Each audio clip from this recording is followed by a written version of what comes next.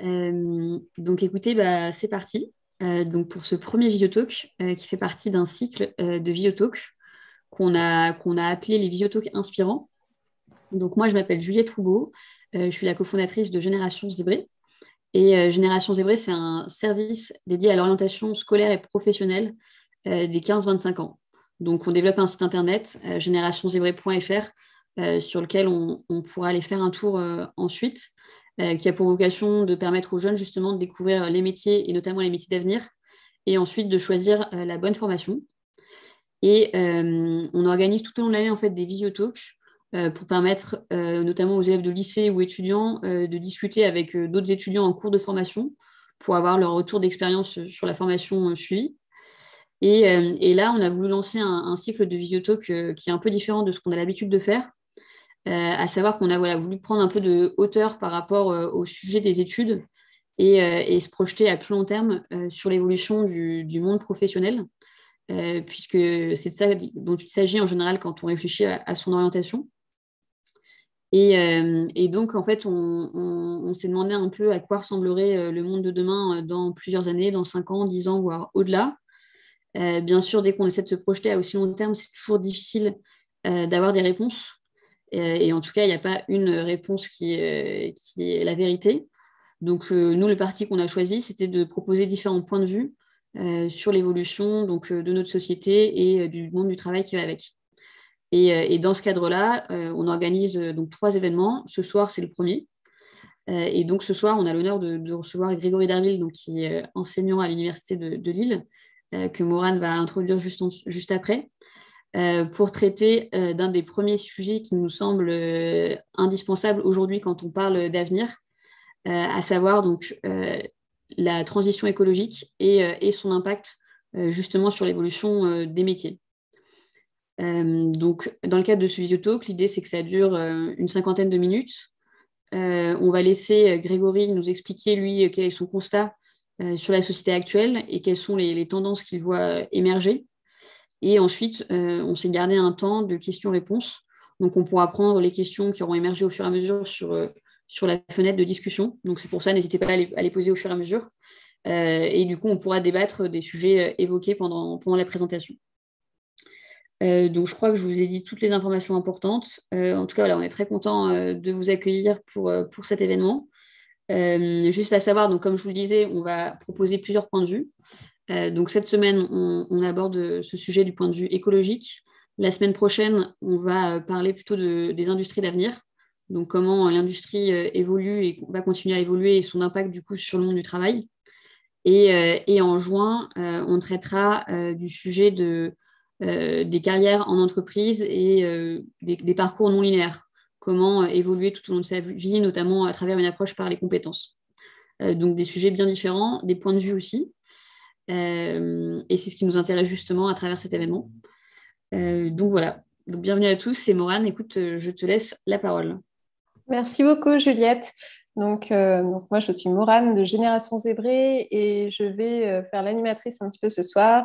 Donc, recueillir vos questions, puis les poser à Grégory Derville. Donc, voilà, n'hésitez pas à utiliser le chat via la rubrique conversée en bas. Donc, je vous lirai au fur et à mesure.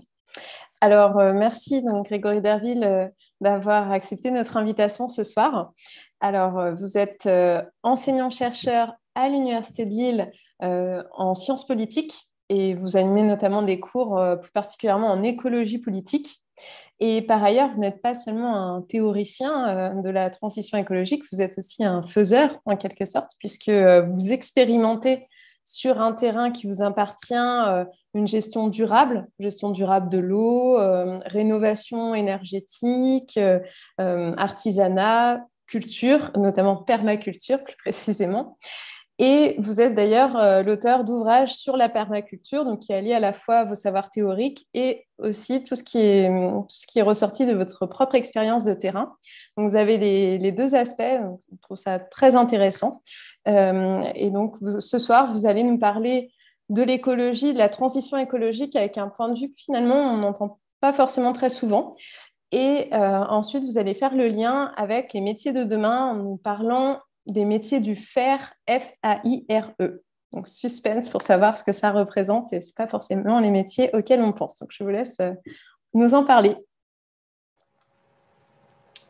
Voilà. Merci beaucoup. Merci beaucoup pour la présentation. Merci beaucoup pour l'invitation.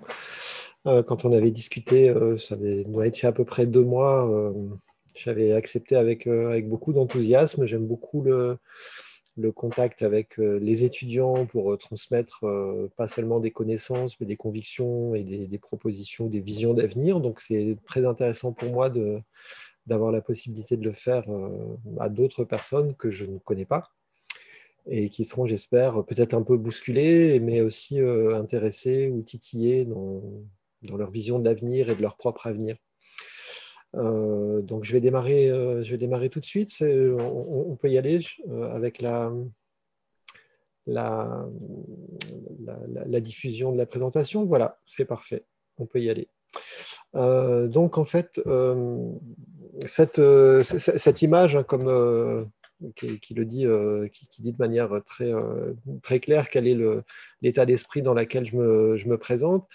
Pour démarrer cette présentation, elle indique en fait qu'on a toute une série de défis devant nous, d'enjeux écologiques notamment, qui sont absolument gigantesques, qui sont probablement, pour vous qui m'écoutez, beaucoup, beaucoup plus grands que ce que vous imaginez. À moins que vous soyez très, très documenté, il y a des chances que la situation soit en réalité bien pire ou bien plus inquiétante que ce que vous imaginez. Aujourd'hui, tous les écologues, les biologistes, les climatologues, etc., nous disent bien que si on ne change pas de manière urgente et de manière radicale notre mode de vie, notamment en Occident et pour les plus riches d'entre nous, on va se retrouver avec une situation où notre planète, notre unique planète, sera tout simplement inhabitable et d'ici un siècle et peut-être bien plus vite que ça. Et pourquoi c'est important de le souligner dans le cadre de ce Visio-Talk? Parce qu'évidemment, les entreprises vont être extrêmement, ou les employeurs, entreprises et administrations, vont être elles aussi extrêmement impactées par ces évolutions, puisqu'aujourd'hui, dans les pays occidentaux notamment, l'essentiel de la richesse, l'essentiel du PIB est réalisé, comme on dit, par des entreprises dont l'activité, en fait, est strictement incompatible avec le maintien d'un système Terre qui soit habitable, aussi bien sur le plan du climat que sur le plan d'épuisement des ressources, que sur le plan de la préservation des écosystèmes, de la biodiversité, etc. Toutes ces entreprises, en fait, fonctionnent d'une manière qui est absolument intenable à longue distance.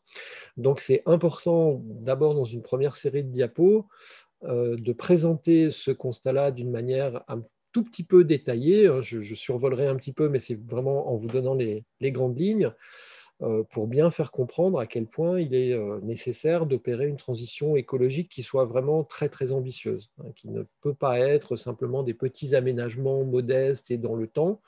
On a vraiment l'obligation de bien se rendre compte que le monde dans lequel on vivra dans 20 ans, par exemple, dans lequel vous, si vous êtes au lycée ou au collège peut-être, sera extrêmement différent de celui dans lequel vivent vos parents et de celui que vous imaginez probablement pour vous-même. Donc, la première raison pour laquelle on va absolument devoir changer radicalement, c'est la question du climat, hein, qui est celle dont on parle le plus ces temps-ci, quand on parle de crise écologique.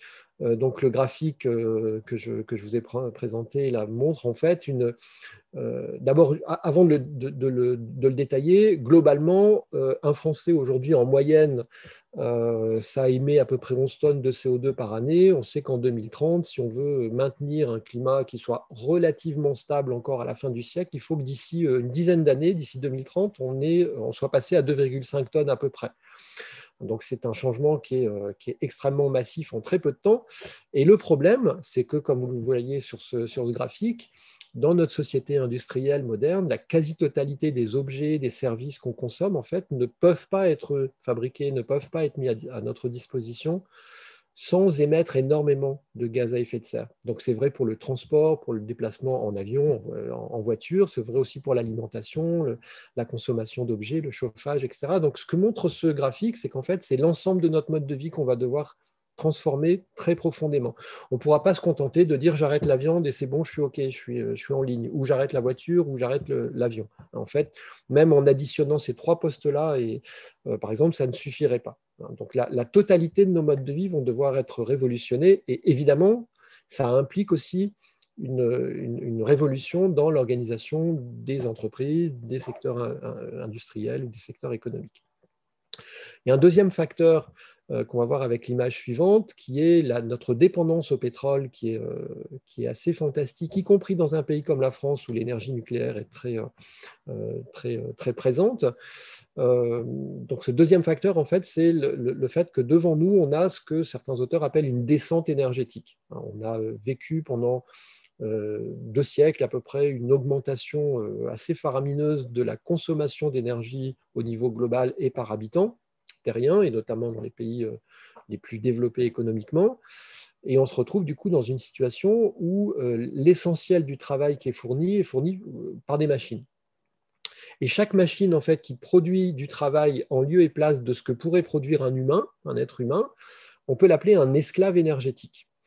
Et alors cette unité de mesure, l'esclave énergétique, elle est très frappante parce que quand on imagine qu'il faudrait remplacer absolument toutes les machines qui fonctionnent dans un pays comme la France, par exemple, par des esclaves humains, c'est complètement fictif, hein, c'est juste pour mesurer, pour avoir un petit calcul, on se rendrait compte que globalement, en moyenne, c'est un petit peu à la louche, hein, l'estimation, mais c'est plusieurs centaines, probablement autour de 400 esclaves humains qu'il faudrait pour chaque Français, pour chaque individu français. Alors évidemment, c'est des chiffres qui donnent le vertige et qui montrent bien à quel point nous sommes dépendants pour notre niveau de vie, notre qualité de vie, notre confort de vie, de ces esclaves énergétiques qui notamment fonctionnent au fossile, parce que l'image d'après, vous allez voir que sur secteur par secteur, elle montre à quel point les énergies que l'on utilise, que l'on consomme le plus en France, sont encore aujourd'hui, et ce serait encore plus vrai dans d'autres pays occidentaux qui sont où le nucléaire est moins développé, sont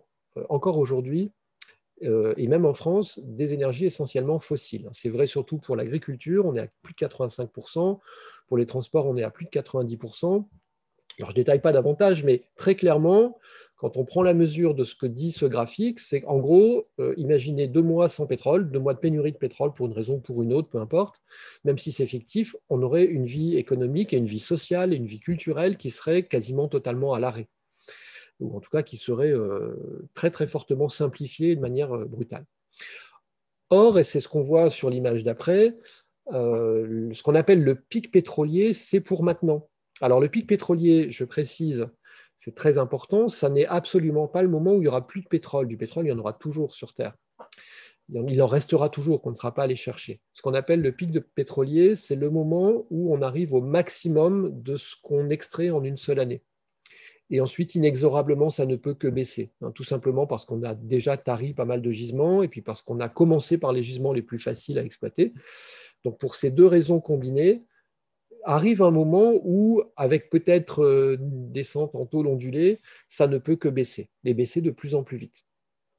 Or, il se trouve que le pic pétrolier, je ne vais pas détailler le graphique là, mais globalement, il est en train d'être passé pour toutes les sources de pétrole confondues, et il est très probable qu'il ait déjà été passé aux alentours de 2019, hein, avant cette crise sanitaire. Et c'est d'autant plus inexorable qu'en fait, on consomme de plus en plus de pétrole au niveau mondial, mais on en découvre de moins en moins. C'est ce que décrit l'image d'après, que je commente à peine, parce qu'en fait, elle parle d'elle-même. En gros, on voit que dans cette image que chaque année, en moyenne, on consomme, ces dernières années, 3 à 6 fois plus de pétrole que ce qu'on en découvre. Donc on sait très bien qu'en gros, on pompe dans les réserves qu'on a découvertes il y a quelques années, mais que très bientôt, on va se retrouver à court. Donc, ayez ça en tête quand vous imaginez ce que sera l'avenir et votre avenir. Ayez bien en tête que l'ère du pétrole abondant et du pétrole bon marché, c'est bientôt fini. Et quand je dis bientôt, ce n'est pas dans 50 ans.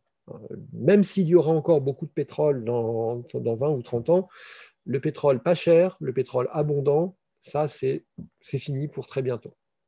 Alors, arrivé là, que ce soit en conférence, en cours, ou peut-être là, dans cette présentation, vous êtes déjà quelques-uns à penser ça, il y a une main qui se lève au moins, ou des remarques qui se font jour sur le thème, bah oui, mais enfin, on va pouvoir sauver cette civilisation industrielle parce que les scientifiques, les ingénieurs vont mettre à notre disposition des nouvelles technologies vertes qui vont permettre de décarboner. Donc, ça va être les moteurs à hydrogène, les éoliennes, le moteur électrique, les batteries de plus en plus performantes, etc. etc. Bon. Donc, ça, c'est la décarbonation de l'économie. C'est ce qu'on appelle aussi la green tech, c'est ce qu'on appelle aussi la croissance verte, hein, même si c'est un petit peu plus compliqué que ça. En tout cas, c'est tout un ensemble d'évolutions techniques grâce auxquelles, en théorie, on va pouvoir concilier le niveau de consommation, de richesse, de déplacement, de division du travail, de productivité, etc., qu'on a aujourd'hui. Mais par un miracle technologique, tout ça va pouvoir être concilié avec un haut niveau de protection des écosystèmes, avec la préservation du climat, etc. Alors, je n'ai pas le temps de détailler ici. Si vous voulez, peut-être il y a des questions dans le chat, mais si vous voulez, je vous renverrai vers d'autres présentations qu'on peut trouver en ligne dans lesquelles je détaille davantage ces questions-là. Très clairement, pour moi, c'est une illusion pure et simple. Ce qu'on appelle une illusion, c'est un désir qui se prend pour une réalité. Et il y a plusieurs arguments que je vous présente très, très brièvement. Je ne vous demande pas de me croire sur parole, mais je peux vous donner les sources après tout à l'heure si vous voulez. La première chose, c'est que les sources d'énergie, entre guillemets, vertes, je dis entre guillemets parce qu'elles ne le sont vraiment pas tant que ça, elles sont beaucoup moins performantes, elles sont beaucoup moins faciles à stocker, à utiliser que le pétrole. Donc, ce sera très difficile de remplacer l'une par l'autre. Deuxièmement, il faut beaucoup, beaucoup plus de matières premières pour mettre en place les infrastructures qui vont capter ces sources d'énergie, entre guillemets, vertes, qui vont les stocker, qui vont les distribuer et les utiliser, avec beaucoup, beaucoup d'énergie, plus de matières premières. En gros, il faut 10 fois plus de matières premières pour fabriquer la même quantité de kilowattheures quand c'est du solaire plutôt que quand c'est une centrale thermique au pétrole ou au charbon, par exemple. Donc, c'est variable 10 fois plus en moyenne, hein, mais ça peut être jusqu'à 50, 100 fois plus pour certains métaux, par exemple, comme le cuivre ou l'aluminium, par exemple. Or, ces métaux sont eux aussi en voie d'épuisement rapide et d'autant plus qu'on en aura de plus en plus besoin si on veut décarboner. On aura de plus en plus besoin d'argent, de lithium, de cobalt, etc. etc. Donc, on est aussi face à ce mur-là des ressources au niveau des métaux. Et soit dit en passant, ces métaux sont indispensables, absolument indispensables pour le high-tech et notamment pour tout ce qui est numérique. Donc, vous enlevez le cobalt, le platine, l'argent, le cuivre, etc. Et vous n'avez plus d'écran, vous n'avez plus de serveur, vous n'avez plus de fibre optique, donc vous n'avez plus de Visio-Talk, par exemple. Ce serait absolument terminé. Donc la croissance verte, à moyen terme, vous pouvez oublier. C'est un peu brutal de le dire comme ça, mais je pense que c'est une réalité très simple. Donc vous pouvez oublier. Alors peut-être à court terme, ça va fonctionner, mais en tout cas, ça ne durera pas. Enfin, fonctionner, ça va maintenir le système qu'on connaît, mais ça ne durera pas très très longtemps. Donc l'avenir est à ce qu'on voit dans l'image suivante, qui va probablement surprendre quelques personnes parmi vous. L'avenir n'est absolument pas au high-tech à mon avis, et je pense que c'est un avis qui est assez solidement documenté. L'avenir, c'est la sobriété, l'avenir, c'est le low-tech. Donc plus on va se rapprocher du pic, non seulement du pétrole, mais des métaux, du pic de tout en fait. Certains parlent du pic all, le pic de tout, par un jeu de mots avec le pic pétrolier, et plus on sera obligé de revenir à des objets, à des technologies qui consomment très peu de matières premières, notamment d'énergie, et notamment de métaux, et puis de revenir aussi à des objets, des technologies qui sont faciles à concevoir, faciles à installer, faciles à réparer, faciles à assurer la maintenance, etc., faciles à démonter, à recycler. Donc voilà, quelques exemples ici. Donc, les ingénieurs du futur sont des ingénieurs qui devront réfléchir à des systèmes sobres, à des systèmes low-tech, à des systèmes faciles à utiliser. Donc réellement durables et infiniment plus durables qu'un panneau solaire ou qu'un moteur à hydrogène, par exemple. Alors, il y a quelques autres facteurs toujours écologiques qui montrent bien qu'on est dans une situation qui est absolument intenable quand on regarde le modèle de développement occidental. Donc, je les présente plus brièvement, mais ça ne veut pas dire que pour moi, ils sont moins importants. Hein. C'est juste que peut-être ils sont moins impérieux à court terme, mais je pense que éthiquement et même fondamentalement, ils sont tout aussi importants. D'abord, c'est la question de l'extinction de masse. On est dans une période où le taux d'extinction des espèces, selon les types d'espèces, selon les familles d'êtres vivants, il est 50 à 100 fois plus rapide que ce qu'il était dans les 50 derniers millions d'années. Et il est en train de s'accélérer très rapidement. Donc, il y a une accélération des disparitions d'espèces. Et au-delà de ça, ce que montre le graphique là, c'est une accélération, enfin un lent effondrement des populations d'animaux. Le graphique ne ne concerne pas le nombre d'espèces, mais le nombre d'animaux, le nombre d'êtres vivants. Donc ça veut dire que même pour des espèces encore communes, des lombrics, des moineaux, des hérissons, etc., on a un lent déclin des populations jusqu'à ce que peut-être ces espèces encore aujourd'hui communes un jour soient en danger. Donc certains biologistes parlent d'un anéantissement biologique ou d'une défaunation. Ce qui est aussi, donc, vous voyez bien à quel point c'est aussi un phénomène qui est fondamental. Donc quand on fait le total de tous ces phénomènes-là, et il y en a encore d'autres, on voit bien qu'on a des humains, et en particulier des Occidentaux, et en particulier des très riches parmi les Occidentaux, qui vivent très au-dessus de leurs moyens. Donc ce qu'on voit dans l'image avec ces bâtonnets qui vous présentent, qui sont classés par ordre décroissant, en gros, c'est le nombre de planètes qu'il faudrait pour soutenir le mode de vie de gens qui habitent aux États-Unis, en Chine, en Inde, en France, etc. Donc, globalement, au niveau mondial, il nous faudrait, pour vivre de manière durable, comme on vit tous dans le monde, il nous faudrait 1,7 planètes, parce qu'on tape dans les stocks tous les ans et on émet beaucoup plus de CO2, de déchets, etc., que ce que la Terre est capable d'absorber en un an. Donc, en fait, on la met en souffrance, cette planète. Et en France, en fait, si tous les terriens vivaient comme un Français moyen, entre guillemets, il faudrait 2,5 planètes Terre. Alors évidemment, ce serait beaucoup, beaucoup plus pour les plus riches des Occidentaux. Là, on n'est pas à 2,5, on peut atteindre 10, 15, 50, 100. Bon. Donc l'ensemble de ces phénomènes-là met en doute l'idée même qu'on soit dans une crise écologique et amène un certain nombre de personnes à envisager, de plus en plus de personnes à envisager qu'on soit dans un processus d'effondrement qui est déjà en cours. Donc la diapo qui est intitulée de la crise à l'effondrement, en fait, elle montre bien que pour des raisons écologiques, pour des raisons énergétiques, il va y avoir prochainement, et c'est déjà en cours, des ruptures radicales. Donc si vous envisagez l'avenir à 15-20 ans, à mon avis, il est extrêmement imprudent et pas sérieux, je pense sérieux, vraiment, d'imaginer qu'on va prolonger les courbes. Surtout si ces courbes sont exponentielles, hein, comme on dit en économie, les courbes ne montent pas jusqu'au ciel, les exponentielles, elles ne montent pas jusqu'au ciel. Un jour, elles s'interrompent, elles redescendent, et le gadin est très violent aussi. Donc il va y avoir des ruptures radicales. Vous ne pouvez pas vous dire, on est là aujourd'hui, je ne sais pas si vous me voyez bien, on est là aujourd'hui, enfin on était là hier, on est là aujourd'hui, donc demain on sera là. Ça, c'est une vision continuiste, c'est une vision qui est assez paresseuse, mais quand on tient compte de tout ce que je vous ai brièvement présenté avant, on voit bien qu'en fait, ce que l'on va vivre prochainement, je ne sais pas quand, je ne sais pas avec quel déclencheur, je ne sais pas à quel rythme, mais ce qu'on va vivre prochainement, ça n'est pas une crise, c'est à minima un lent déclin progressif et peut-être aussi un effondrement qui risque d'être brutal, qui risque d'être chaotique. Il faut bien voir la différence entre une crise et un effondrement. Une crise, c'est une période qui est transitoire, qui ne dure qu'un temps, mais qui finit, et qui finit même avec un nouvel équilibre à un niveau supérieur. La crise d'adolescence, la crise conjugale, la crise économique, il est possible d'en sortir, et il est possible d'en sortir mieux qu'on y était entré. Quand on parle d'un effondrement, on parle d'un processus qui est définitif. On parle d'un processus à l'issue duquel on ne peut pas revenir à la situation antérieure. Si vous lâchez un œuf par terre, il va exploser, vous ne pouvez pas reconstituer l'œuf. C'est une métaphore pour illustrer ce que c'est que le caractère définitif d'un effondrement.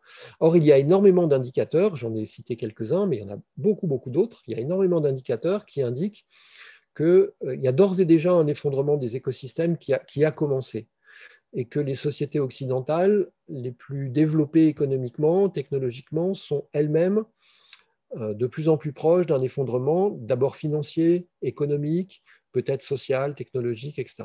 En fait, il faut parler d'effondrement au pluriel. Il y a plusieurs dynamiques d'effondrement qui suivent leur cours de manière parallèle, qui souvent se renforcent mutuellement d'ailleurs, avec des moments d'accélération parfois assez brusques. Donc il y a un effondrement de la stabilité du climat, il y a un effondrement de la biodiversité, il y a un effondrement sur le plan économique, sur le plan social, par exemple le déclin, la précarisation du travail, la remise en cause de services publics, un effondrement potentiel du système financier avec un surendettement qui prépare une prochaine crise financière, un effondrement sanitaire, on en a eu quand même un petit peu un avant-goût, et on sait que dans certains pays du monde, là, en Inde par exemple, en ce moment, on est en plein dedans.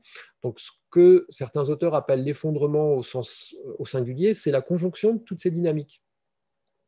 C'est l'idée que les sociétés industrielles ont un haut niveau de complexité, d'efficacité, mais aussi de fragilité, et qu'elles s'approchent du moment où il suffit de quelques grains de sable pour que tout l'édifice un peu branlant s'effondre et où elle cesse un peu de fonctionner.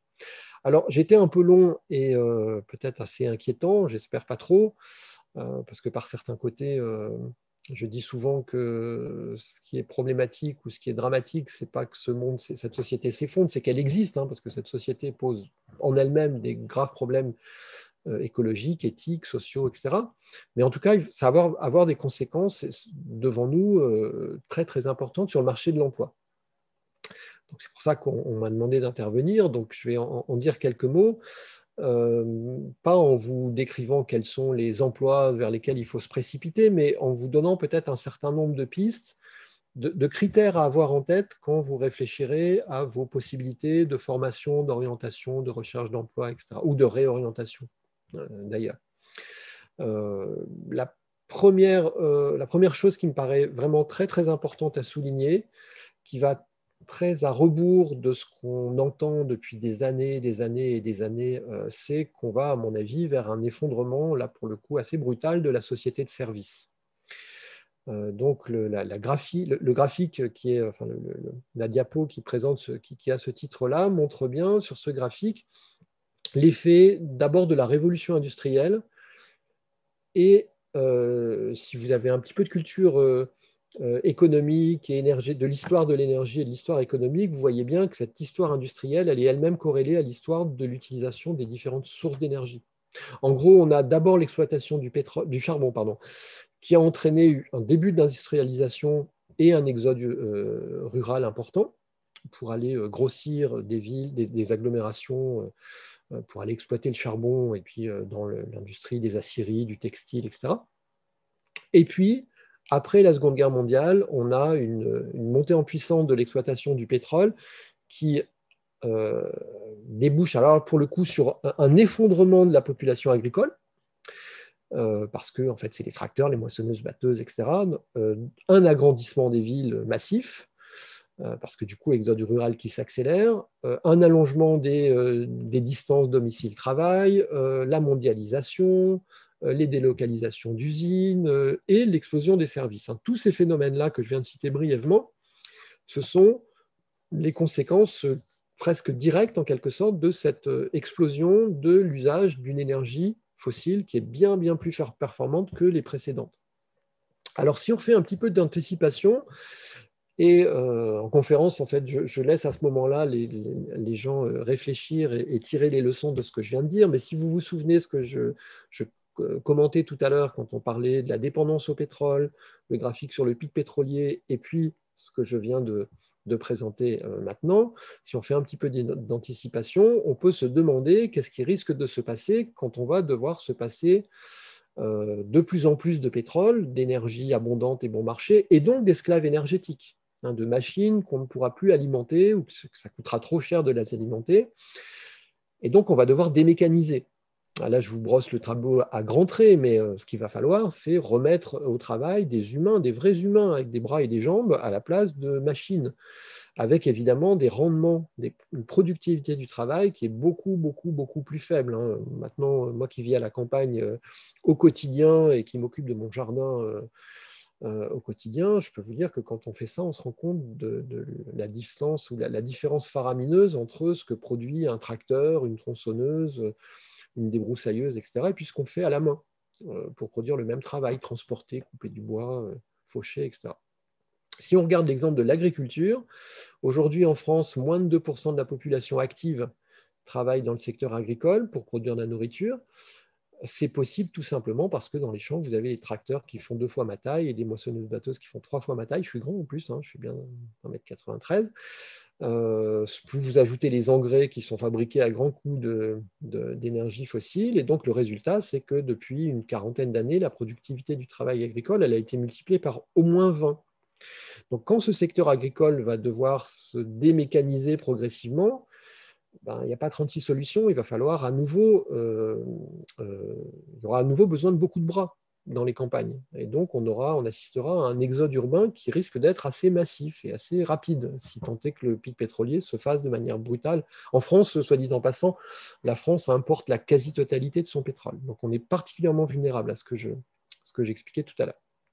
Et donc, du coup, ça débouche sur une appréhension, à mon avis, complètement différente des métiers de demain, entre ce que l'on vous présente habituellement, qu'on va voir dans la diapo actuelle, et puis ce qui, à mon avis, est les vrais métiers de demain et qu'on verra dans la diapo d'après. Donc, quand je dis « on », les métiers de demain tels qu'on vous les présente, c'est qui ce « on » ? C'est un peu caricatural de le dire comme ça, mais c'est la plupart des dirigeants politiques, en tout cas des partis de gouvernement, c'est la plupart des économistes, notamment libéraux, c'est la plupart des managers, des dirigeants d'entreprises, etc., y compris ceux qui sont dans des secteurs écolos, d'ailleurs.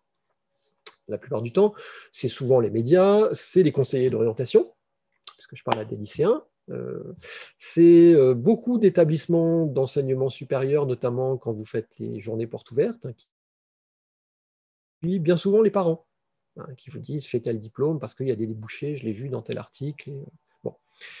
Alors, ces métiers de demain, que vous voyez notamment dans cette image-là, globalement, ils ont 4 grandes caractéristiques. La première de ces caractéristiques, c'est qu'ils consistent à imaginer et puis ensuite à faire fonctionner, assurer la maintenance de machines, d'appareils high-tech. Donc, vous voyez des avions, des satellites, des téléphones, des serveurs, voilà.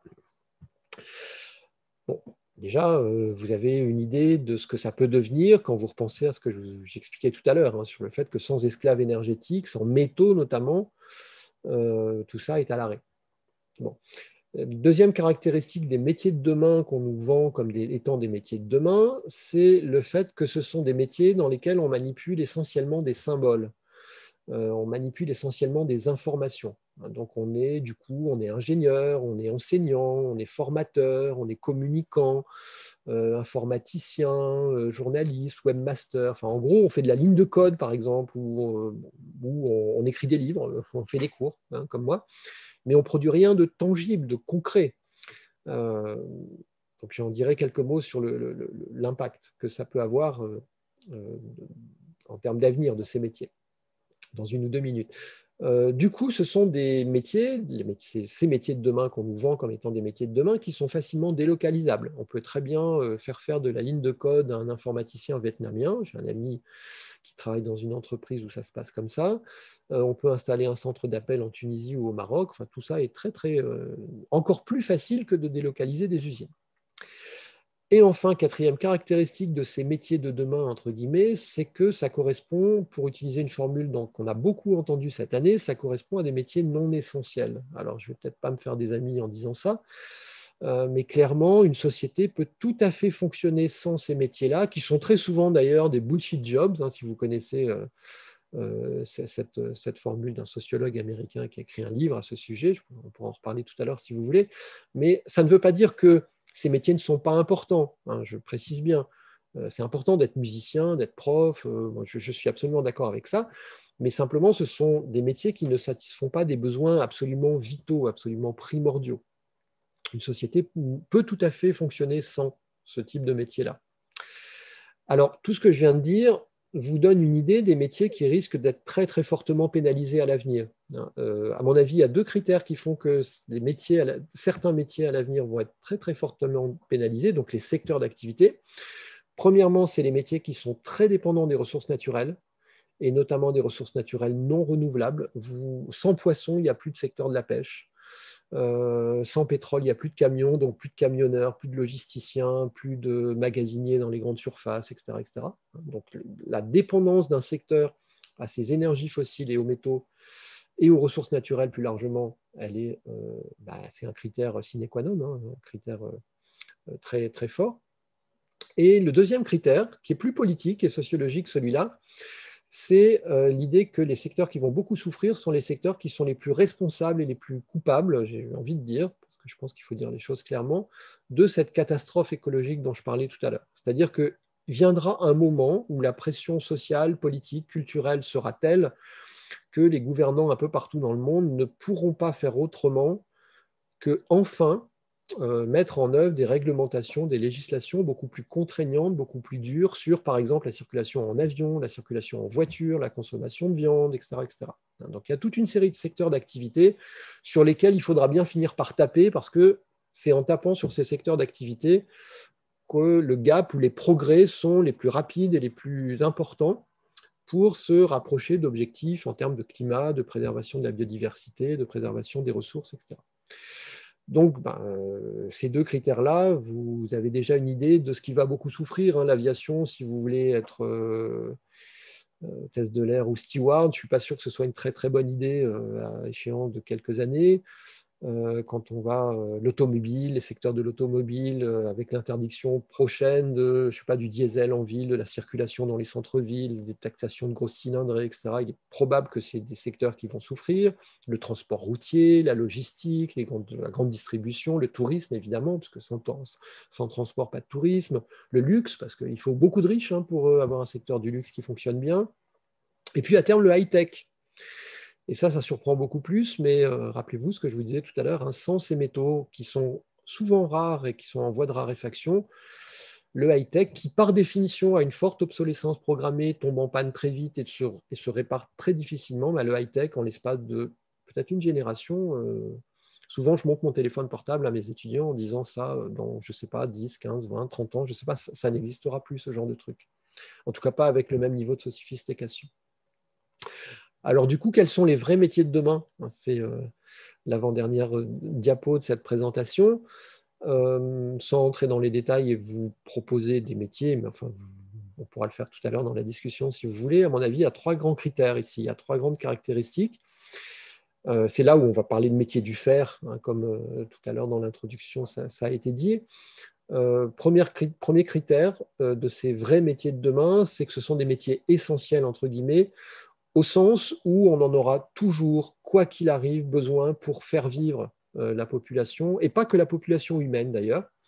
Ce sont des métiers essentiels au sens où ils satisfont, ils répondent à des besoins de base, des besoins que les économistes eux-mêmes appellent des besoins de base. Donc se nourrir, on aura besoin d'agriculteurs, on aura besoin d'éleveurs, de petits commerçants pour distribuer de la nourriture transformée, de petits artisans, etc. Se soigner, on aura besoin de médecins, de kinés, d'infirmiers, etc., etc. Avoir un toit, ne pas avoir froid l'hiver, avoir de l'eau courante, de l'eau potable. Donc, c'est tous les métiers du bâtiment. Donc, ça peut être maçon, ça peut être charpentier, couvreur, plombier, etc., etc. La fabrication, la réparation d'objets pour faire durer, prolonger beaucoup leur durée de vie. Donc là, ça va être tout ce qui est artisanat ou l'ingénierie low-tech, pour revenir à ce que j'évoquais tout à l'heure. Donc ça, c'est le premier critère, réponse à des besoins qui sont essentiels. Et donc, vous êtes certain, quand vous exercez un emploi comme celui-là, qu'il y aura toujours des gens pour se présenter et taper à votre porte en disant « j'ai besoin de ça, je ne sais pas le faire, je n'ai pas les outils ou la capacité ou les compétences pour le faire, mais toi, tu sais, est-ce que tu peux le faire pour moi ?» Il y aura toujours des gens qui frapperont à votre porte pour vous demander de réparer votre toit ou de produire votre nourriture ou de soigner un âne ou un mouton ou je ne sais quoi. Bon. Deuxième critère, les vrais métiers de demain sont des métiers qui ne nécessitent pas des grandes quantités ni d'énergie, ni de matières premières, ni de métaux. Mieux encore, ce sont des métiers qui permettent de réduire les besoins en énergie fossile, en métaux, en matières premières, en eau également.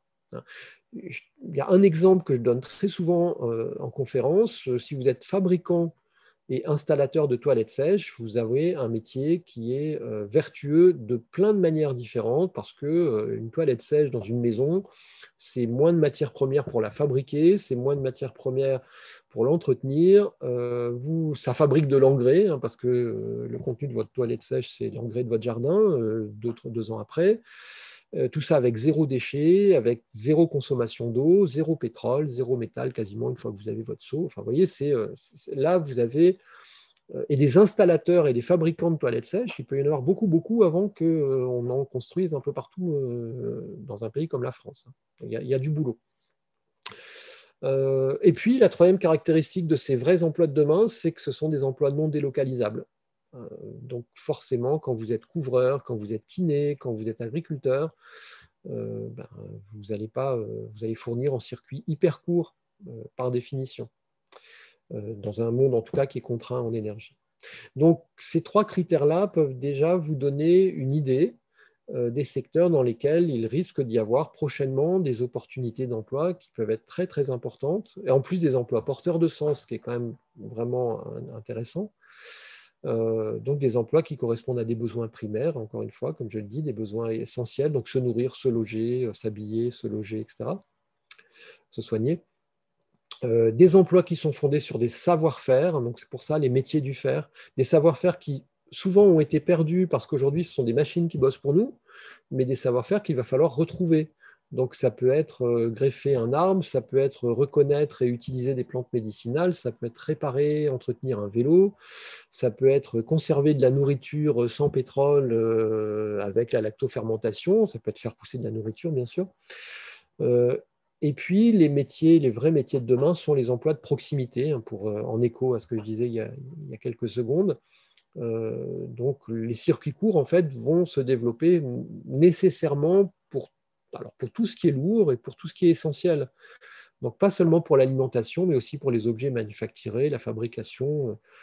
Je donne un exemple, mais qui est assez fantastique. En fait, il y a une ville en Chine qui produit quasiment la moitié des chaussettes qui sont fabriquées et vendues dans le monde.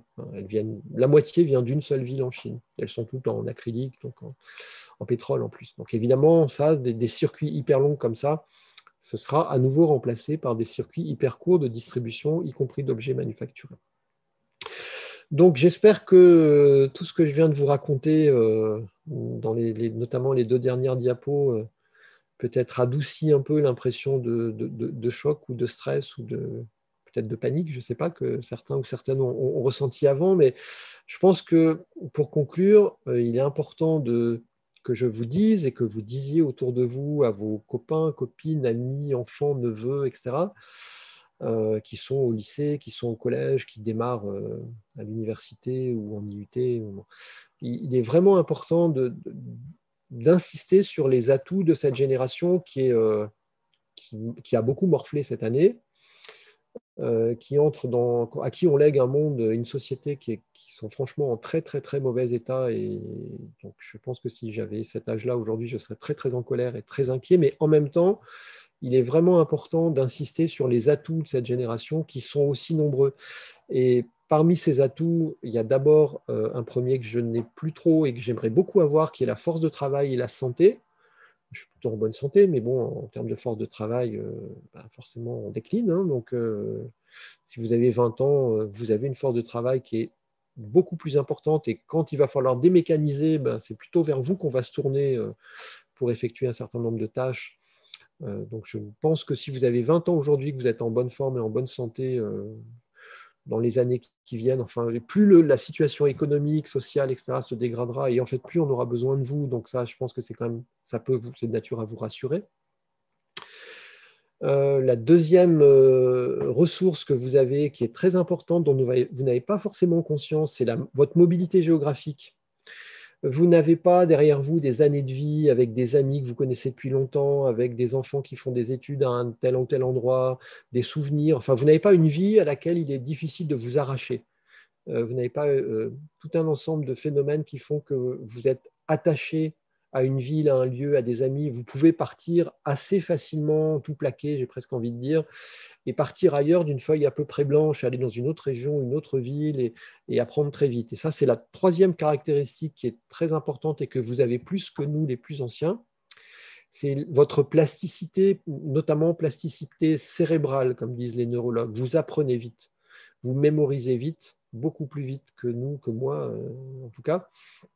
Et donc, ça veut dire que vous pourrez beaucoup plus facilement, si vous vous rendez compte que la direction que vous avez empruntée s'avère une voie de garage ou une voie qui est un peu sans issue ou ne vous convient plus, vous pouvez très très facilement dire je plaque tout, je fais une année de césure et je pars pendant 6 mois faire du woofing ou travailler chez un tonton qui est menuisier ou je ne sais quoi, et puis je vais apprendre tout à fait autre chose, je vais lire des bouquins, je vais me documenter sur Internet, et vous pouvez apprendre très très vite et changer, bifurquer très vite. Donc ça, c'est quelque chose qui est extrêmement précieux pour vous. et sur laquelle j'insiste beaucoup. Il faut vraiment que vous voyez ça comme une ressource et une richesse très, très positive. Donc, je pense que pour toutes ces raisons-là, malgré le tableau assez sombre que j'ai décrit avant, et je conçois bien que ce soit sombre et inquiétant, je pense que si vous avez aujourd'hui 14, 15, 16, 18, 20 ans, ou un peu plus, je pense que vous pourrez vous adapter beaucoup, beaucoup plus vite et peut-être finalement moins souffrir ou être moins entravé à mesure que la situation écologique, économique, sociale, etc. risque de se dégrader. Vous serez moins entravé, moins embarrassé que vos parents, que vos grands-parents. Donc voilà, je ne sais pas si c'est de nature à rassurer beaucoup ou à encourager beaucoup, mais je crois que c'est vraiment, vraiment très, très important d'insister sur ces points-là pour ne pas vous plomber. Voilà, je vais m'arrêter là. Je pense que j'ai pas mal débordé déjà, donc je vais vous laisser reprendre la parole et puis me dire s'il y a déjà des questions, parce que je n'ai pas regardé Oui. Oui. le chat. Tout à Voilà. fait. Merci beaucoup, Grégory Derville. Et effectivement, il y a beaucoup de prises de parole sur le chat, donc c'est très bien. Parfois des commentaires et puis parfois des questions. Alors, je vais en prendre certaines. Il y en a une notamment sur la valorisation de ces métiers dont vous nous parlez, notamment le fait que les jeunes n'arrivent pas à se projeter parce que la société ne partage pas forcément le constat de ses futurs besoins et donc ne les valorise pas. Et ça, je pense, ça fait lien aussi avec la question de Loïc qui nous dit, dans ma région, 50% des exploitants agricoles vont prendre la retraite d'ici 10 ans. Effectivement, exploitants agricoles, bon, il y a des grandes différences, mais une grande partie des exploitants agricoles n'arrivent pas à se faire un salaire ou alors très très faible. D'autres métiers dont vous avez parlé, alors, certains métiers ont été revalorisés parce qu'ils sont dits essentiels en période Covid. Je pense notamment aux métiers en lien avec la santé, avec le Ségur de la santé. Mais toutefois, il y a une grande part de métiers parmi ceux que vous avez évoqués qui sont encore faiblement rémunérés ou bien qui ont des conditions de travail très difficiles. Il faut se lever tôt, par exemple, pour être boulanger ou agriculteur, et donc qui peut-être n'attirent pas de ce fait-là. Alors c'est tout à fait vrai, et c'est l'une des grandes difficultés, plus largement d'ailleurs de la transition écologique, pas simplement sur le sujet dont on parle maintenant, c'est qu'en fait on est dans un monde où tout ce qui est vertueux et vraiment durable, et qui de toute façon, on en est absolument sûr, marchera dans 15 ou 20 ou 30 ans par exemple, aujourd'hui est soit pas rentable, soit très fatigant, soit très peu valorisé, soit pas bien payé, et souvent plusieurs choses à la fois. Sauf si on a, si on a vraiment, on est dans une niche où on est particulièrement efficace, mais c'est vrai qu'il y a beaucoup de ces métiers qui aujourd'hui sont un petit peu casse-gueule, et il peut y avoir l'inquiétude de se lancer trop tôt. De changer complètement de vie, de lâcher la proie pour l'ombre, quoi, en gros. Hein. Je sais ce que j'ai, mon métier ne m'intéresse pas trop, ou je ne suis pas trop sûr de son avenir, mais enfin, tant que ça tient, c'est-à-dire que ceux qui, il y a 15 ans, par exemple, se sont dit l'informatique va se casser la gueule et qui ont tout quitté pour aller élever des chèvres il y a 15 ans, c'est sûr que peut-être maintenant, s'il y en a qui l'ont fait, peuvent se dire j'aurais peut-être pu attendre un peu. Et en même temps, inversement, les métiers qui, encore aujourd'hui, dans le monde dans lequel on est, fonctionnent bien et permettent de bien gagner sa vie, sont des métiers qui, pour des raisons économiques, écologiques, sociales, sanitaires peut-être, sont des métiers qui de toute façon, vont plus ou moins disparaître. Si vous gérez une salle de sport aujourd'hui, pensez restaurateur, pensez au nombre de personnes qui ont... moi, pendant un an, là, j'ai eu souvent une pensée pour les personnes qui s'étaient lancées pour être restaurateur, ouvrir un bar il y a 18 mois, quoi, ou il y a un peu plus d'un an. La fleur au fusil en se disant voilà, c'est la folie en ce moment, ça marche bien, etc. Et qui se retrouvent face à un événement qui était absolument imprévu par eux et qui les a peut-être mis sur la paille ou épuisés, déprimés, etc. Et donc ça, je pense que c'est toute la difficulté en fait de la transition en général. C'est comment faire vivre aujourd'hui un système, je veux dire un système, une entreprise, une ferme, etc., ou une association, dans un cadre global qui n'est pas fait pour ça, qui est inhospitalier. Et comment en même temps ne pas se décourager et commencer déjà à avancer ses pions ou à préparer, ne serait-ce qu'en se formant, une possible évolution rapide au moment où on aura l'impression que ça y est, on arrive à un stade où tel métier est vraiment en sursis à brève échéance. Et après, il n'y a pas de réponse à cette question-là qui était transmise. Il n'y a pas de réponse générale. Peut-être que certains métiers, d'ailleurs, peut-être que pour certains métiers, c'est déjà trop tard et pour d'autres, on peut attendre encore quelques années, je ne sais pas. Oui, et puis précisons aussi, il y a la remarque de Loïc qui dit que pour certains métiers, par exemple l'artisanat, il cite l'exemple du plombier, bah, là pour le coup, c'est un métier qui est rémunérateur à l'heure actuelle. Donc effectivement, il précisait qu'il proposait au sein de son université, au sein de la licence management, la possibilité de passer un CAP ou un BP en fonction du parcours vers l'artisanat ou bien vers l'agriculture. Et apparemment, c'est porteur. Ben oui, ça ne m'étonne pas que Loïc est présent. Je te fais un coucou, Loïc. Ça ne m'étonne pas qu'il ait proposé ça. Et effectivement, ça marche. Dans le village où j'habite, il y a un couvreur qui a plus d'1 an de carnet de commandes. Il y a un menuisier qui fait du boulot super et pareil, il a du boulot pour très longtemps. Et en plus, il vit sur place, il a très peu de frais, puisque en termes de logement, de matériel, etc.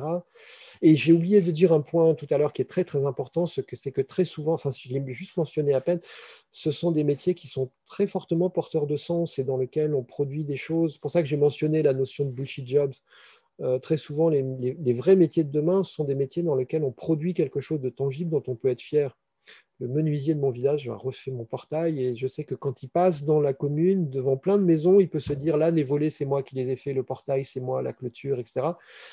Et ça, je pense que mine de rien, on est quand même des êtres vivants qui ont besoin de sens, qui ont besoin d'accomplissement, qui ont besoin d'être fiers de nous-mêmes et pouvoir se promener dans le paysage ou dans son environnement immédiat et pouvoir se dire et dire à ses enfants, etc. Ça, là, j'ai fait des choses et il en reste et ça répond à des besoins sur le long terme.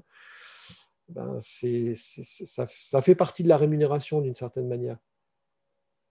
Et vous parlez des métiers bullshit jobs que vous opposez quelque part aux métiers qui sont porteurs de sens, mais en même temps, vous opposez également bullshit jobs aux métiers, on va dire, concrets, dont vous parliez tout à l'heure.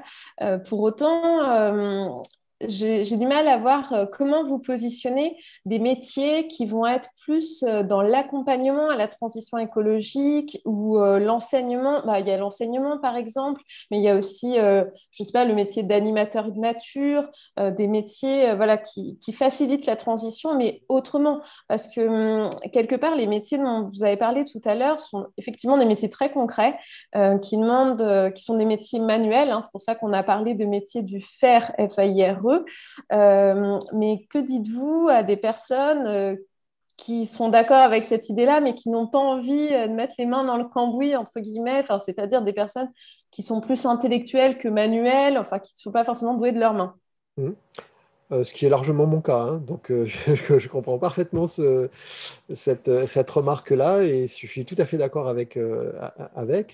Il est évidemment très très important d'avoir un certain nombre de personnes qui vont pas forcément, enfin, pour qui le faire en fait sera aider à faire ou aider à faire de manière plus efficace et aider à faire de manière plus rapide en limitant les risques de se casser la figure, de s'épuiser, de faire des mauvais choix, etc. Donc, les métiers de facilitateur, c'est très, très à la mode, cette notion. Simplement, on n'aura pas 1,5 million ou 3 millions de facilitateurs en France, quoi. Mais c'est vrai qu'il en faudra dans beaucoup, beaucoup de domaines. Et par exemple, très souvent, quand je parle de traction animale, utiliser la force de chevaux de trait pour faire de la foresterie, du débardage, etc., ou transporter des objets, mine de rien, on n'aura pas besoin seulement d'éleveurs, on aura besoin de formateurs d'éleveurs, de formateurs, de gens qui vont former des gens à apprendre à d'autres à élever un cheval, à s'en occuper correctement, à le soigner, etc. Et ça, dans tous les métiers, on aura besoin de ça. J'ai toujours en cours chaque année des étudiants qui lèvent la main ou qui viennent me voir à la pause en me disant vous êtes en train de nous dire que notre diplôme va servir à rien. C'est dans un cours de politique environnementale en master. Et je leur dis toujours ça dépend ce que vous voulez en faire. Si votre diplôme, vous imaginez que vous allez faire, je sais pas, de l'import-export ou enfin, vous allez continuer à faire fonctionner le monde actuel sur le modèle qu'il connaît aujourd'hui. Je crains fort que dans quelques années, effectivement, vous vous rendiez compte que vous avez couru, ça a marché un moment, mais que en fait, ça n'aboutit à plus grand-chose. Par contre, si vous utilisez les connaissances que vous apprenez et les savoir-faire aussi, hein, savoir s'exprimer à l'oral, produire des documents, faire travailler des gens ensemble. Là, je parle des formations que je propose, hein. Faire fonctionner un comité de pilotage, par exemple, être chef de projet, etc. Si vous mettez en application ces compétences-là pour développer des projets qui vont vraiment dans le cadre de cette transition écologique ambitieuse, vous serez efficace et on aura besoin de vous. On aura besoin de gens qui vont être des porteurs de projets pour faire en sorte que sur chaque territoire, il y ait au moins 1 ou 2 fermes collectives et des espaces tests agricoles pour que des gens qui viennent du monde non agricole et apprennent le métier, se testent et puis peut-être abandonnent ou se lancent dans des conditions plus sécurisées. Donc bien sûr qu'on aura besoin de facilitateurs comme ce que vous dites, c'est tout à fait juste, je suis tout à fait d'accord. Très bien. Et donc là, on a parlé des facilitateurs. Il y a d'autres métiers qui font penser à la transition énergétique. Sur le site de Génération Zébrée, donc on présente des métiers divers et variés. Et on a beaucoup d'utilisateurs du site qui font des recherches sur les métiers, je ne sais pas, d'océanologue. On a ingénieur en environnement, responsable de centre de déchets. Ça, c'est beaucoup de recherches ou chargé de RSE, responsabilité sociale et environnementale des entreprises. Ces métiers-là, pour vous, ils sont également essentiels? Dès lors qu'ils permettent en fait d'atteindre les objectifs que j'évoquais dans la diapo sur les métiers de demain. C'est un peu ce que j'avais en tête dans le critère consommer moins de matières premières ou mieux encore permettre des économies en matières premières. Donc c'est vrai que si vous fabriquez des toilettes sèches, vous êtes dans ce cadre-là.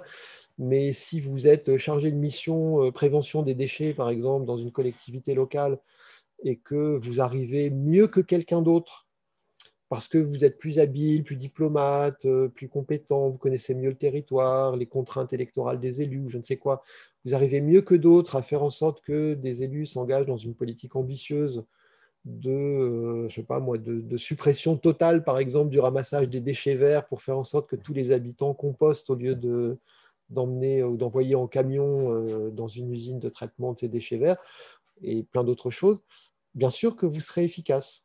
Donc, je n'oppose pas, enfin, ce que j'appelle et ce que Graeber appelle bullshit jobs, en fait, c'est des métiers qui sont socialement, culturellement, qui servent à rien. Ils servent à rien d'autre que produire de la richesse et de la plus-value pour d'autres, quoi. Mais globalement, souvent je prends l'exemple de l'organisateur de mariage. Personnellement, ça ne me serait pas venu à l'idée quand je me suis marié d'avoir recours à un organisateur de mariage. On peut tout à fait s'en passer, ce genre de choses-là, quoi. Ou les gens qui jouent pour d'autres pour produire des richesses dans un jeu virtuel qui vont être vendus à l'autre bout du monde à des gens qui ont de l'argent et qui veulent s'acheter des compétences plus fortes pour leur avatar de jeu vidéo. Bon, j'ai du mal à voir quelle est l'utilité sociale et culturelle de ce genre de métier, quoi. D'accord. Alors, je vais rebondir parce que le temps passe. Donc, sur une dernière question, on a traité l'essentiel de celle dans le chat, de Patrice cette fois-ci. Une question qu'on avait notée aussi de notre côté, donc c'est parfait parce que ça fait le lien avec le prochain Visiotalk. Effectivement, la semaine prochaine, mercredi, même heure, on reçoit Alice Pascal, qui est ingénieure aérospatiale chez Ariane Espace, qui a une toute autre vision des métiers de demain, vous vous en doutez. Et donc justement, que pensez-vous de la conquête de l'espace? Maud nous a cité alors je reprends un petit peu le commentaire de Maud qui était assez long. Le directeur général adjoint de l'Institut Mines Télécom qui, d'après lui, anticipe les 5 catégories de travailleurs qui animeront le monde en 2050. Il y a tout ce dont vous avez parlé au début, donc produire les besoins, répondre aux besoins vitaux, s'occuper des autres, produire des connaissances, notamment via l'enseignement. Et enfin, ceux qui se préoccuperont de préparer le futur de l'humanité. Et là, il y a écrit exploration spatiale. Donc, que pensez-vous de ce secteur aérospatial? J'en pense que pour envoyer des gros engins très très lourds, en fait, on ne peut pas se contenter d'un trampoline, quoi. Donc, il faut des engins qui consomment des quantités d'énergie. Il y a un truc qui s'appelle la gravité. C'est ce qui fait qu'on ne peut pas sauter très très haut et que déjà sauter 1,50 m en hauteur, c'est super balèze. Donc, envoyer un engin qui fait quelques dizaines de tonnes pour aller sur une autre planète, si on peut en envoyer un de temps en temps, c'est sympa, hein. Mais de là à en envoyer par centaines, par milliers, par dizaines de milliers pour aller envoyer des gens fabriquer des bases spatiales dans des zones, dans des endroits où il n'y a pas d'atmosphère, où il fait, je crois que c'est -80, je crois, sur Mars.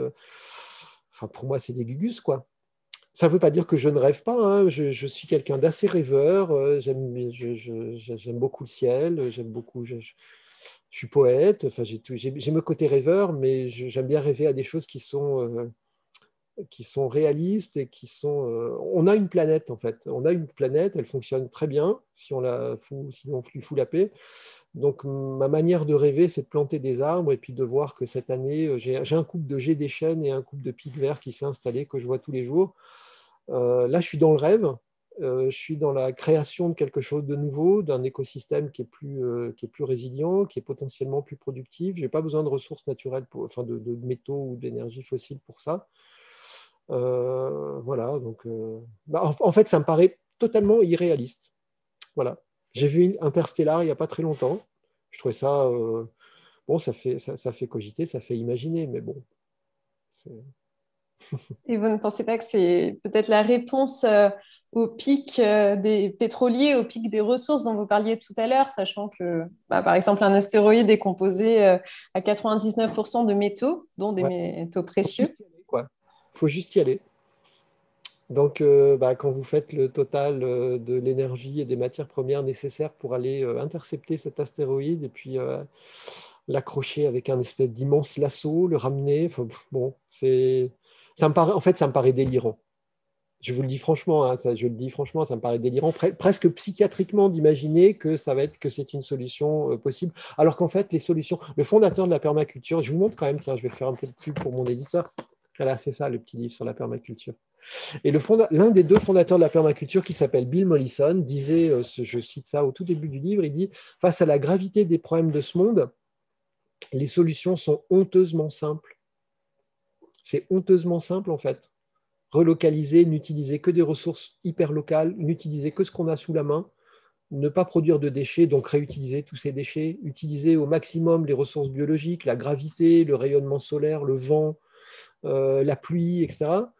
Les êtres vivants qui sont dans le sol et qui le fertilisent et qui l'ameublissent tout seul sans rien faire, simplement en vivant, c'est tellement plus efficace, c'est tellement plus économe, c'est tellement plus élégant, c'est tellement plus beau que d'utiliser, je sais pas, des drones pour polliniser, des panneaux solaires pour chauffer des serres high-tech ou ce genre de trucs, quoi.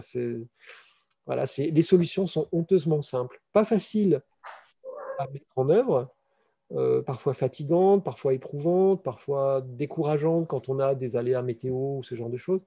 Mais c'est simple en fait. Donc pourquoi s'embêter à imaginer des solutions technologiques complexes pour lesquelles on n'a pas les matières premières, on n'a pas les ressources, on n'a pas l'énergie pour les mettre en place, alors qu'en fait on a sous la main tout ce dont on a besoin pour les vraies solutions. Mais c'est sûr que ce ne sera pas le même monde qu'aujourd'hui. Maud nous dit un débat entre Alice, Pascal, notre intervenante la semaine prochaine, et vous, ce serait top. Bon, on ne va pas pouvoir l'organiser, en tout cas pour le moment, mais justement, n'hésitez pas à vous inscrire au Visiotalk de la semaine prochaine pour écouter aussi une autre vision des choses qui peut être intéressant. Parfois, c'est en comparant et en ayant plusieurs sons de cloche qu'on arrive à se faire une idée. Je redonne la parole à Juliette, puisqu'il est déjà 19h05, pour conclure cette soirée. Très bien, merci. Merci à tous les deux. Et du coup, merci Grégory pour ce point de vue original, un peu dur à entendre, mais en tout cas très important. Donc pour conclure, je pense qu'en tout cas, il y a eu pas mal de réactions sur le chat. Juste pour faire la boucle du coup avec Génération Zébrée, donc pour tous les participants, voilà, je pense que là, on a tous un peu besoin de réfléchir et de redescendre avec tout ce qu'on a pu apprendre et voir ensemble ce soir. Et dans tous les cas, voilà, si vous cherchez des outils pour vous former et trouver la bonne formation en fonction du projet qui vous correspond, n'hésitez pas à vous rendre sur le site internet générationzébrée.fr. Je pense qu'on peut conclure là-dessus. Merci à tous, surtout merci à Grégory pour son temps. Et en tout cas, voilà, l'événement sera en live sur YouTube. On vous enverra le lien Si vous voulez revenir sur certains points, n'hésitez pas. Et pour toutes les questions sur l'aérospatiale, du coup, on vous attend nombreux. Ce sera bien sûr des points qu'on abordera la semaine prochaine. Donc, n'hésitez pas à nous rejoindre, même jour, même heure, comme disait Morane. Et pour préciser, la dernière date, donc c'est le mercredi 16 juin, toujours à 18h. Et la dernière date, donc nous accueillerons Anaïs Georgelin, qui est la fondatrice de So Many Ways. Et donc, elle va nous parler de la fin des carrières linéaires et elle va un peu aussi parler des métiers porteurs de sens que vous avez évoqués tout à l'heure, Grégory Dermé. Donc, je pense que ça ne s'oppose pas trop. Non, ça va ensemble. Et la fin des carrières linéaires, je pense que je pourrais être tout à fait d'accord avec. Je reprends juste la parole pour vous remercier à nouveau pour l'invitation. Et comme je disais tout à l'heure, j'aime toujours autant parler, notamment à des gens qui découvrent ou que ça bouscule peut-être un peu. Et je voulais préciser un tout petit peu, juste une dernière chose. J'espère que je n'ai pas l'air dépressif ou que je n'ai pas l'air complètement au fond. Vous, non, mais nous, maintenant, on est un peu tous là, je crois. Mais en fait, j'insiste bien, c'est vraiment important et je suis de plus en plus touché par la question de la gestion des émotions face à ces découvertes-là. Et je prends toujours beaucoup de temps en conférence maintenant et en cours aussi. Et donc là, aujourd'hui, je le redis, pour bien souligner qu'en fait, cette prise de conscience-là, quand on la prend dans la figure au tout début, elle est un peu traumatisante ou elle est un peu inquiétante, surtout si on la découvre. Mais il ne faut absolument pas imaginer qu'on est condamné en fait à rester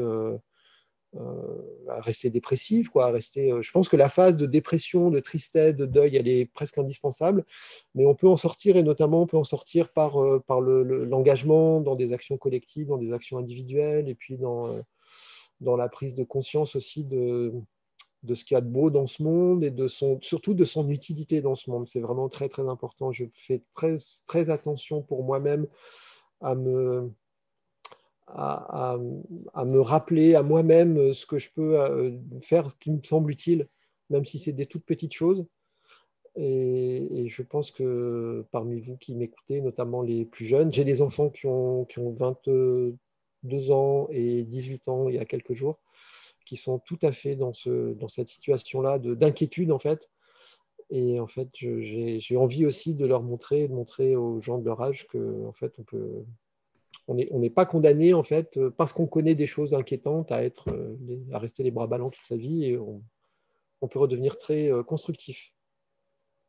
Ok.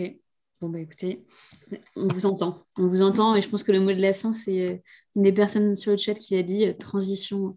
Ils ont une transition dans la joie. Ben, j'espère bien. Bon, bah, très bien.